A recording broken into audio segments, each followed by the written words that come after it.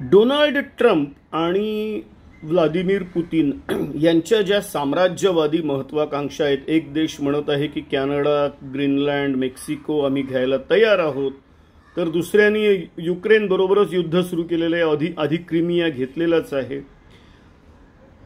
आपलं मत काय आहे? हा दोन्ही महाशक्तींचा साम्राज्यवाद तिसरं महायुद्ध सुरू करेल, एक. नंबर 2, यामध्ये अणुयुद्ध होऊ शकतं. नंबर 3, या दोन महाशक्तींच्या युद्धाला तिसरा पर्याय असला पाहिजे. नंबर 4, अलिप्ततावाद, नेहरूंनी सुरू केलेली एक चळवळ 1961 साली, अशा प्रकारचा एक नवीन पर्याय या दोन महाशक्तींच्या एक महत्वाकांक्षांना असावा.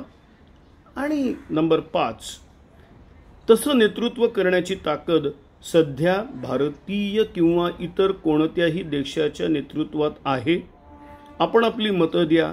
धन्यवाद.